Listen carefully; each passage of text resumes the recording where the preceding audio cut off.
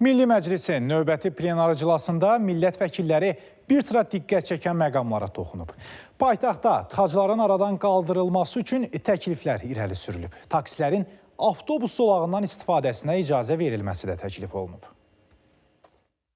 Paytaxtda tıxac probleminin həlli üçün daha yeni istiqamətlər düşünülməlidir. Millət vəkili Fazil Mustafa bu istiqamətdə alternativlər də təklif edir. Qeyd edir ki, bəzi ölkələrdə iş saatları səhər saat 7-də başlayır və 16:00-da başa çatır. Bəzi müəssisələrin bazar günü iş rejiminə keçməsi də mümkün ola bilər. Məsələn, bankların və bir sıra sektorların həftə içi istirahət etməsi mümkündür. İnsanların böyük əksəriyyəti öz iş yerinə çatmaq üçün 2 saat öncədən evdən çıxır və evə də geri dönüşdə də 2 saat vaxt itirirlər. Əgər insan sübut eləyirsə ki, onun yolda 2 saatı işə gəlmək üçün vaxta gedirsə, heç olmasa işdən 1 saat öncə buraxılma imtiyazı nəzərdə tutulmalıdır. Plenar iclasda taksilərin avtobus zolağından istifadə etmələrinə icazə verilməsi də təklif olundu. Bundan başqa qeyd edildi ki, ödənişli parklanma yerlərində sığorta mexanizminin tətbiq edilməməsi müəyyən neqativ hallara səbəb olur. Əsas problem parklama üçün ödəniş edildiyi halda orada avtomobilə dəyən zərərə görə heç bir təminatın verilməməsidir. Mövcud vəziyyət həm sosial narazılıq yaradır, həm də ödənişli parklanma sisteminə olan ictimai etimadı zəiflədir. Buna görə də hesab edirəm ki,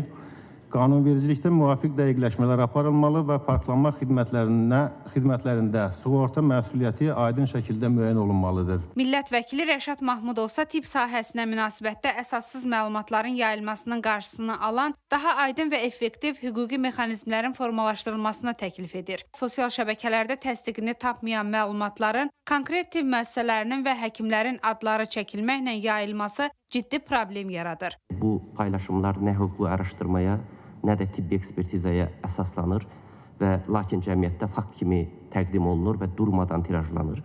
Nəticə etibarilə bu həkimlərin peşəkar reputasiyası riski ilə üz-üzə qalması hüquqi təzyiq qorxusu formalaşır. Patent haqqında qanuna təklif edilən dəyişikliklər birinci oxunuşda qəbul olundu. Layihəyə əsasən işə götürənin xidməti tapşırığı əsasında ixtira, faydalı model və sənaye nümunəsi yaradan müəllifə ədalətli qərarın ödənilməsi üçün hüquqi baza formalaşdırılmalıdır.